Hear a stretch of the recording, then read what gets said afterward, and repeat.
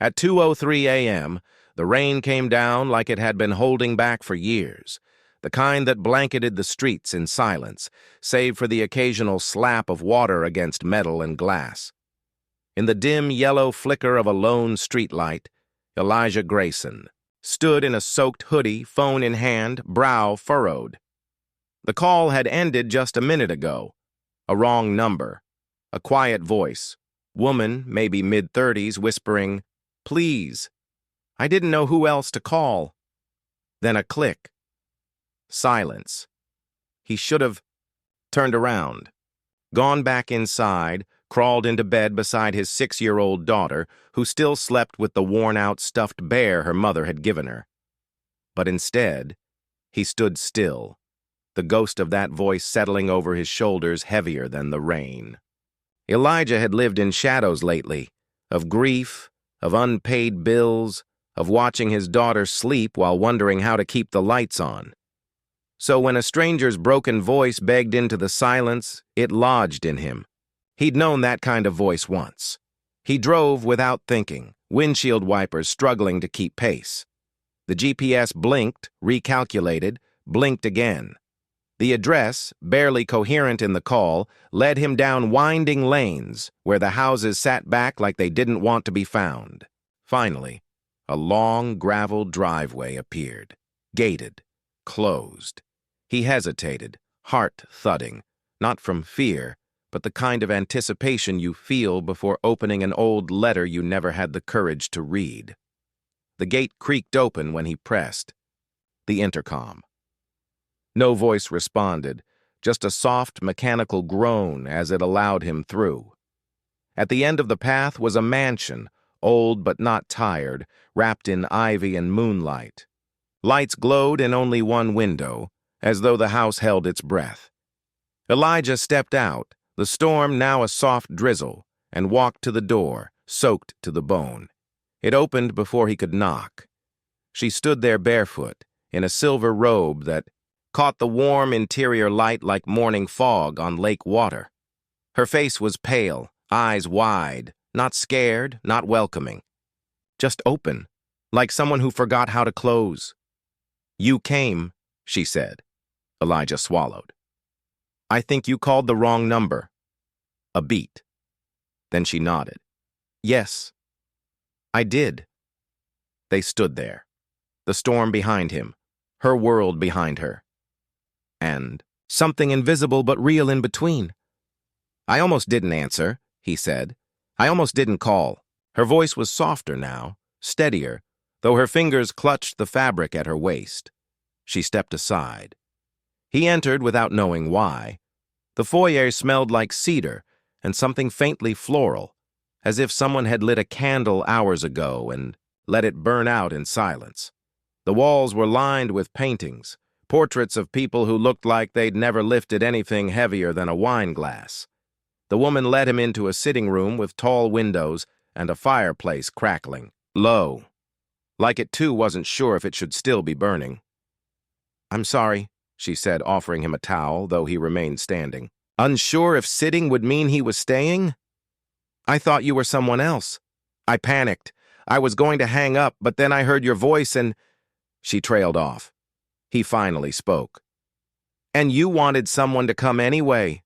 She looked at him, this time really looking. "I think I did." He sat, slowly, the towel untouched in his lap.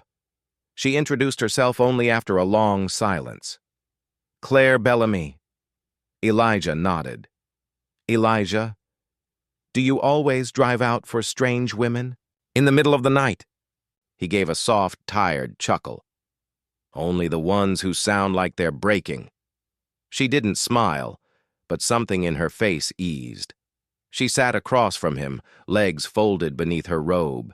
Silence returned, but this time it wasn't empty. It buzzed with something tentative, human. "I used to live in a world where everything made sense," she said. "Boardrooms, flight itineraries, places that served cocktails with rosemary sprigs and names like Sunset Resignation." He raised an eyebrow. She smiled. Barely. My father owned half the property in this valley. When he died, I inherited the whole estate. I moved back here last year, thinking I'd find something. I didn't. You're alone? Elijah asked. She glanced away. Alone in the house? Not in my thoughts? Not at night. She didn't explain further, and he didn't press. He knew the ways. People carried grief, some loud, some like wallpaper, always there but silent. What about you? She asked. What brought you out here at 2 in the morning, aside from blind instinct? He hesitated. I'm not really sure. Something about your voice. I've heard that kind of hollow before. In my wife, before the accident. Her eyes flickered. You're a widower? He nodded. 3 years. My daughter Rosie, she's 6 now. She doesn't remember much. Just the way her mom braided her hair. Claire stared at the fire, her voice almost lost in its crackle. It's always something small, isn't it? Not the big things. Just the braids, a smell, a favorite tea. Yeah. Another pause. The storm had settled into a soft, steady whisper on the windows. Claire reached for a porcelain box on the side table. She opened it, pulling out a photo, black and white, edges worn. My mother, she said. She used to say the same thing, that the world doesn't fall apart loudly. It falls like snow, one flake at a time. Elijah took the photo. A woman stood in a garden, arms crossed, lips curled like she knew something no one else did. Wasn't sadness in Claire's face now. It was something like longing. A daughter trying to remember a woman she never truly got to know. The fire popped. Elijah handed the photo back. Thank you for coming, she said again, quieter now. Even if you didn't mean to. He stood. Not because he wanted to leave, but because he felt the weight of overstaying in a moment that wasn't meant to. Last. I should get back, he said. Rosie will wake up early. Claire nodded. Of course. He moved to the door. She followed. When he stepped onto the porch, he turned to face her. The drizzle had thinned to mist. Her robe shimmered. Like dusk, her hair damp near the ends from standing so close to the open air. I'm glad you called, he said. I'm glad you came. He hesitated. She noticed. Elijah? He looked back. Come back sometime, if you want. The way she said it, like she was offering a key she wasn't sure she should give, like she wasn't asking for anything, only offering the tiniest possibility. He nodded once. No promises, just acknowledgement. Driving home, Elijah didn't turn on the radio. He listened to the rain, thought about Claire's voice, thought about the fire, the photograph, the smell of cedar and something floral. Thought about how some people called wrong numbers and others answered them like it was the most natural thing in the world. When he got home, Rosie was still asleep. He tucked the bear closer under her chin and watched her chest rise and fall, like calm waves on a lake. Then he sat at the kitchen table in silence. And for the first time in a long while, he didn't feel completely alone. The rain slowed outside. And somewhere, down a winding lane hidden by ivy and moonlight, a woman in a silver robe sat beside a dying fire, staring at a phone that hadn't rung again, but maybe would, soon. Elijah hadn't intended to go back. He told himself the night Claire called was a fluke, a detour, a one-time moment stitched from grief and timing. But the truth was harder to ignore. He kept driving past that gravel road on his way to work. Kept glancing at the keypad gate nestled between the hedges like it held a secret only he and Claire shared. He hadn't told anyone, not about the call, not about the visit, not about her. 3 days passed. On the 4th, Claire called again. This time, her voice was calm. Hi, I made tea. It's the good kind. Elijah didn't ask what kind. He didn't need to. By the time he pulled up the drive again, dusk was fading into night, and golden light spilled from more windows than last time.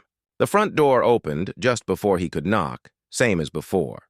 She wore a sweater now, oversized, sleeves down to her knuckles, and jeans that looked too stiff to have seen much comfort. Her hair was in a low braid, and she looked less like a stranger. "I wasn't sure if you'd come," she said. "I wasn't sure either." Inside, everything was as he remembered. The smell of cedar, the lingering perfume of something sweet and buried in memory. But the fire was brighter, now. The shadows less severe. They sat in the library this time, bookshelves curling around the room like a hug. A steaming pot of tea sat on the table between them, flanked by mismatched cups. Claire poured. He watched her hands, steady, practiced. She moved like someone who needed rhythm to keep from unraveling. He took a sip. It was chamomile, laced, with something citrusy. "I used to read in here when I was a kid," she said, eyes flicking to a high shelf. "My father hated that. Said the library was for guests and legacy, not for messy fingers or adventure stories." Elijah let a half-smile rise. "You strike me as someone who ignored that." Claire looked down at her cup. "I did. Until I didn't." He didn't press. She seemed grateful for that. "I keep thinking about that night," she said. "How I said it was a mistake calling you. But that's not true. I think I just needed someone who wasn't part of all this. This history, this silence." He nodded slowly. Sometimes strangers carry less judgment. Claire looked at him again, this time with a kind of softness that felt earned. Or maybe they just carry more room. The air settled between them, warm and uncomplicated. Then, she reached for a worn leather folder on the shelf behind her and opened it across the coffee table. Inside were blueprints, large, detailed, and clearly aged by time. "This house was supposed to be part of a network," she said. "My father had this plan. Estates across the valley, all linked. He wanted to build a kind of dynasty." "Did he?" Elijah asked. Claire gave a hollow laugh. "He built structures, but no one stayed. My brothers left. My mother eventually did too, in her own way." She pulled out a smaller photograph. 3 children, a man with sharp eyes, and a woman who looked like she knew how to disappear while still standing in a room.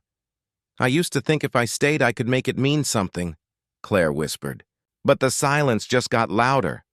And I didn't realize how alone I'd become until your voice cut through it." Elijah leaned forward. "You're not the only one who feels that way." He didn't elaborate, but Claire didn't ask. They sat there for a while, not talking, not needing to. She lit a candle between them, small and white, and the scent of lavender slowly filled the space. The kind of comfort that didn't ask for permission. Eventually, she stood. "Let me show you something." He followed her through the hall, past staircases and rooms filled with history tucked neatly into corners. She stopped at a narrow door at the end of the corridor. It creaked open to reveal a conservatory, glass-paneled walls and ceilings, and inside, the riot of greenery felt like a different world entirely. Plants of all kinds spilled from pots and trellises, vines curling over beams. In the center was a long wooden bench, half covered in fallen leaves. Claire stepped in first. "My mother's sanctuary. She'd spend hours here, pruning, planting, whispering to these things like they could hold her secrets." Elijah walked. Slowly behind her, the smell of earth and life thick in the air. "I come here when I can't sleep," she continued. "It's the only room in the house that feels alive." He could see why. The contrast was startling. The rest of the house wore its wealth like armor. This space breathed. "Sometimes I think I was supposed to leave like the others," she said, running a finger along a fern's edge. "But I stayed, hoping that if I kept something alive here, maybe I'd find my place too." "You don't have to keep it alone," Elijah said. The words surprised even him. She turned, eyes glistening, but not crying. Do you mean that? He nodded. I've been holding too much by myself for too long. Maybe it's okay to let someone hold part of it. She reached for his hand, just a brief touch, nothing romantic, nothing forced. But it grounded them both. Her skin was cold, but her grip was firm. She didn't let go right away. Later, they walked back in silence. He found himself tracing the hallway as if committing it to memory. I'd like you to meet Rosie sometime, he said at the door. Claire blinked, surprised. Your daughter? She'd love this place, especially the plants. Claire smiled. I'd like that. Outside, the stars were visible now. The storm had long passed. Crickets sang from the distant trees. Elijah stood on the porch, reluctant to leave this strange, quiet haven. Can I come again tomorrow? He asked. You don't need to ask, she replied. He stepped down, turned once more. Still glad you called. Claire leaned against the doorframe, arms crossed, braid resting on her shoulder. Still glad you answered. As he drove home, the night felt different, less like a void and more like a tunnel with the faintest hint of light. He wasn't sure what would come next. He only knew that whatever it was, he didn't want to face it alone. And somewhere in a mansion, tucked between memory and longing, Claire stood by the door long after he was gone, one hand over her chest, breathing like she hadn't in years. She wasn't sure what this was becoming, but for the first time she didn't need to know. Elijah arrived at the house earlier than usual. He didn't know why. He told himself he just wanted to beat the sunset, to walk the grounds before dark. But truthfully, something had shifted inside him, a pressure he couldn't quite name. A kind that builds in silence and reveals itself only when you stand still long enough to hear your own heartbeat. Claire met him at the door like she'd been waiting, though she said nothing about his timing. She wore the same soft braid, but her eyes looked different, sharper, more alert, as if she'd also been wrestling with something invisible. I was in the garden, she said, stepping aside so he could enter. I wasn't sure you'd come. You said I didn't have to ask. I did, she replied softly. But people say things they don't always mean. I'm not people, Elijah said. They stood facing each other for a moment too long. Then Claire turned and walked down the hall without waiting. He followed, past the familiar library, past the empty drawing room with covered furniture, until she stopped at a side door he hadn't noticed before. She opened it with a rusted key. The staircase beyond spiraled downward, narrow and dimly, lit by a single hanging bulb. This part of the house was always locked, she said, beginning to descend. My father said it was unfinished, that it was dangerous. Is it? Claire didn't answer until they reached the bottom. The room opened into a basement corridor with stone walls and an uneven floor. A chill settled in the air. It's not dangerous, she said, just forgotten. They walked in silence. Claire's steps were confident, but there was tension in her shoulders. At the end of the hallway was a door slightly ajar. She pushed it open. The room was filled with paintings, not hung, but stacked. Dozens of them, maybe hundreds, leaning against walls and each other layered with dust. Elijah walked closer, brushing one off to reveal a portrait of a woman with dark eyes and hair like Claire's, though older, and with something broken in her expression. My mother painted them, Claire said behind him. All of them. No one ever knew. He turned. You never said she was an artist? She wasn't. At least, not to anyone else. To the world, she was a hostess, a wife, someone who made appearances. But down here, she was something else. Elijah glanced. Around the room again, the paintings varied wildly. Landscapes, abstract shapes, shadowed figures, sometimes violent, sometimes hauntingly serene.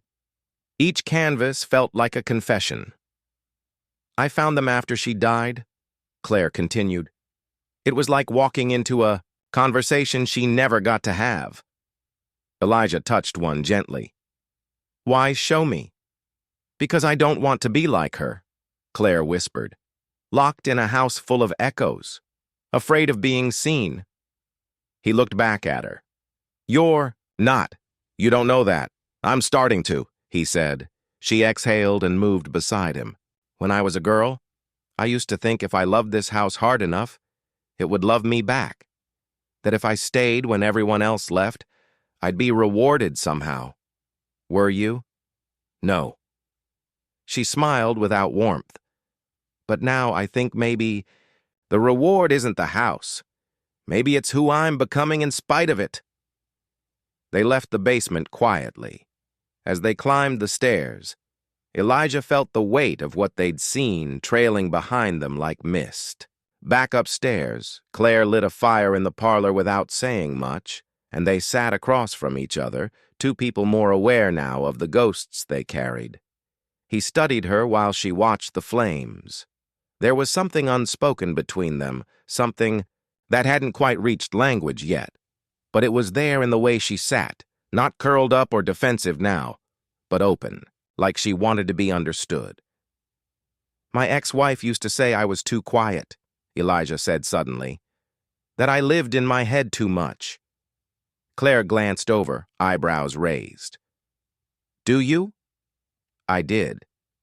Maybe still do. He paused.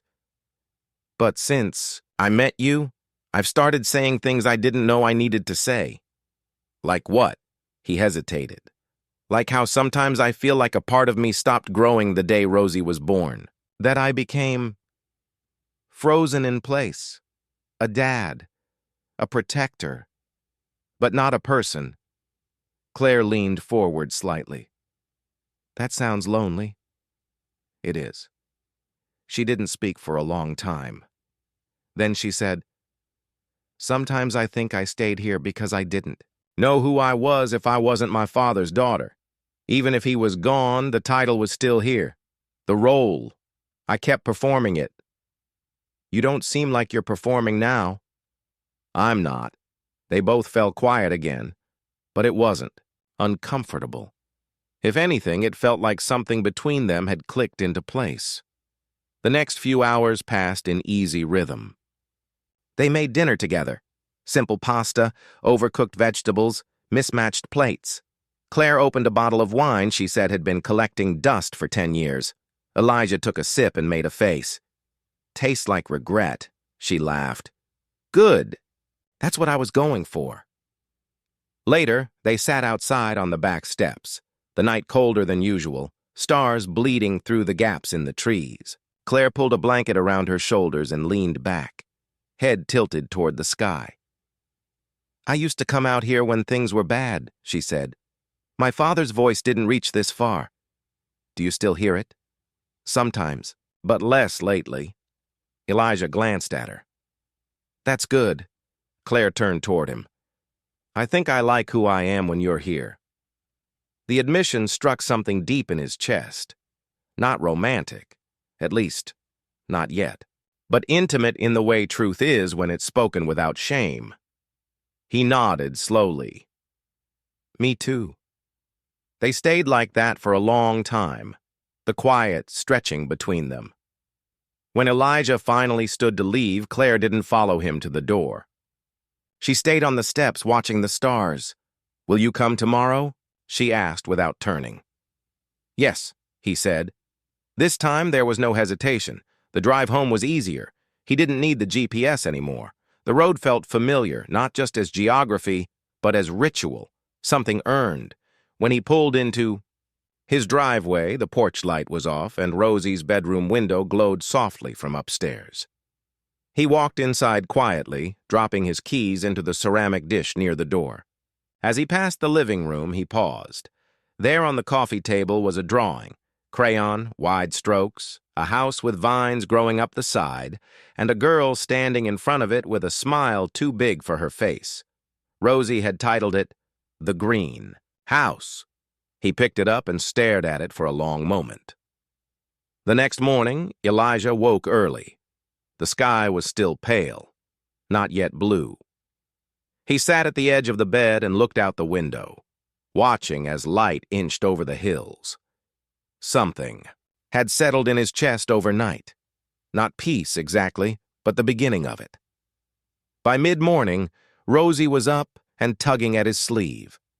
"Can we go for a drive today, Daddy?" He hesitated, then smiled. "Actually, I was thinking you might want to see a garden." "A real one?" "The best kind." Rosie squealed and ran off to get her shoes. Elijah called Claire before they left. "I'd like you to meet someone," he said. There was a pause, then a quiet, "I'd like that." As they drove, the landscape unrolled like a secret being shared. Elijah glanced at the rearview mirror where Rosie hummed to herself, kicking her feet in rhythm. For the first time in years, the future didn't feel like something to dread. It felt like a door slowly creaking open, and waiting behind it, he knew, was a woman with a garden, a story, and eyes that had finally started to let the light in.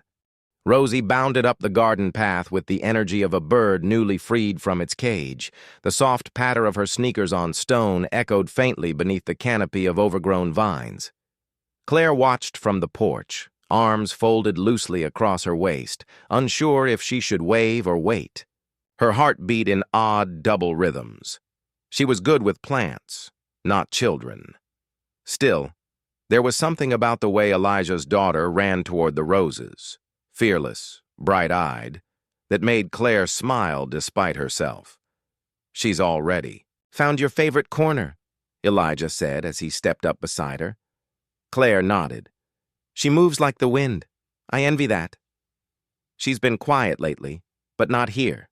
He said it like a thank you, though the words were never spoken. Claire offered a small nod of acknowledgement, still uncertain how to hold compliments when they felt too close to affection. Rosie knelt in front of the tallest bush, reaching for a flower nearly her size. "Daddy, look at this one. It's glowing." Claire stepped forward. "That's the firelight. It only blooms once a year. You caught it on the perfect day." Rosie's mouth made an O shape. "It's magic?" "Maybe a little." "She'll believe that," Elijah said. Claire turned to him. "And you?" "I'm starting to." The three of them wandered through the garden together.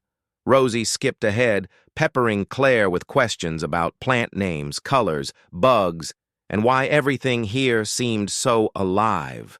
Claire answered each one with patience she didn't know she had, her voice calm, almost maternal. Elijah watched her, taking in the way she crouched down to meet Rosie's gaze, how she listened, how she laughed without apology when Rosie pointed out that her hands were always dirty.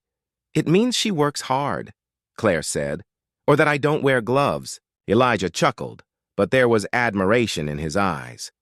By midday, they'd laid out a picnic blanket under the tallest tree.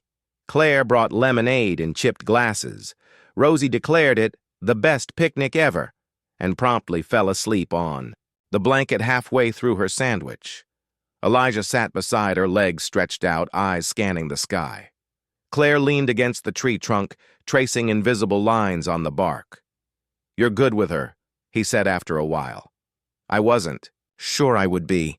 "I was." Claire looked over at him, eyebrows lifted. "Confident. I've seen how you talk to things that grow. Rosie's the same. She needs that kind of attention." Claire felt something tighten and then loosen in her chest. "I never imagined this," she said quietly. "Having people here, sharing this place. Because of your father? Because of everything. The past is loud in a house like this." Elijah reached over and gently brushed a leaf from her shoulder. "Maybe it's time to change the volume." She didn't reply right away, but the idea lingered, turning over in her mind like soil in spring. When Rosie woke, she insisted on showing Claire a secret garden dance she made up on the spot. Elijah laughed from the blanket while Claire clapped along, her rhythm uneven but sincere. For a few moments, the past didn't seem so loud after all. As the day wore on, clouds gathered at the edges of the horizon, thick and silver. Elijah checked his phone and frowned. "Storm coming?" "Looks like it." "You should probably head back before it hits," Claire said, though her tone lacked conviction. Rosie groaned. "I don't want to go." "You'll come back," Claire said gently. "There's still so many flowers you haven't met yet." That seemed to satisfy her. She hugged Claire without hesitation, wrapping her small arms around her waist. Claire froze for half a second, then lowered her hands and returned the embrace. "I'm glad you came," she whispered. "Me too," Rosie replied. Elijah offered Claire a glance that said more than words. Gratitude, warmth, something unspoken, but deeply understood. Then they were gone. The car rumbling down the gravel path, Rosie waving out the window until the house disappeared behind trees. Claire stood on the porch long after the car was out of sight. The silence returned slowly, but it was different now, less suffocating, more like a space waiting to be filled. The storm arrived just after dusk. Rain hammered the roof with rhythmic insistence. Claire wandered the house, lighting candles even though the power was still on. She moved from room to room, not out of fear but a strange restlessness, as if the house itself had been stirred awake by the visit. In the library, she paused at the old piano. She hadn't touched it in years. Her mother used to play, soft, drifting melodies that lingered like perfume. Claire sat down, pressed a key. The note rang out, flat, brittle. She tried another, and another. Soon, something like music began to emerge. Her fingers hesitated, but her mind did not.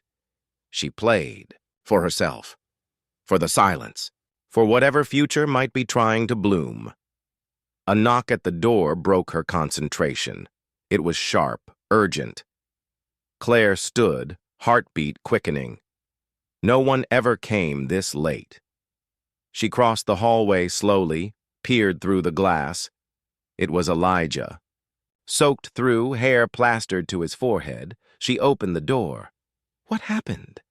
"I shouldn't have left like that." Claire blinked. "Is Rosie okay?" "She's fine. She's asleep. I dropped her with my sister." He took a step forward. I couldn't stop thinking about what you said. About the house. About growing things." "You came back in a storm to talk about gardening?" He laughed breathlessly. "I came back because I didn't want to go another night thinking about what I should have said and didn't." Claire stepped aside without a word. He entered, dripping on the hardwood. She handed him a towel from the hall closet and waited. He dried his hair roughly, then looked up at her. "I don't know what this is yet," he said. "But I know. It matters," Claire swallowed. "That's not a small thing to say." "I'm not trying to be small anymore." She searched his face. He wasn't smiling. He wasn't performing. He looked terrified and honest. "I've spent a long time trying to be what everyone else needed me to be," he continued. "Responsible, reliable, silent. But maybe that's not who I am anymore. Or maybe it never was." Claire took a step, closer. "You don't have to decide everything right now." "No, but I needed you to know I'm choosing to be here." "With me?" "Yes." The rain surged against the windows, a furious applause. Claire let out a breath she hadn't realized. She was holding. "I've been waiting for the house to feel different, lighter, like it belonged to someone new." "And now?"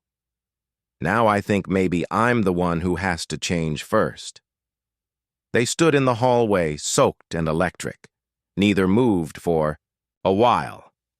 Then slowly, Claire reached out and touched his hand.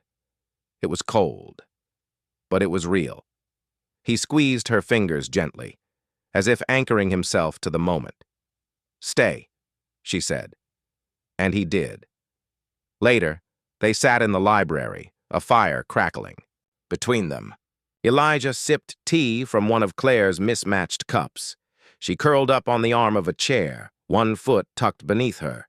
Outside, the storm thrashed against the world, but inside, everything was quiet, warm. Elijah looked at the painting on the wall, the one Claire had finally decided to hang. It was her mother's, he realized, the woman with the dark eyes and the look of someone who had once carried too much. "You're not her," he said softly. "I know.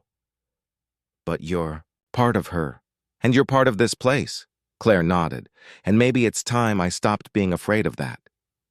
The fire hissed as another log settled. Elijah leaned back, eyes drifting closed. Claire watched him, her expression unreadable but calm. She didn't know what tomorrow would bring. Maybe they'd grow closer, maybe they'd drift apart. But tonight, something had taken root, a seed of possibility. And for now, that was enough.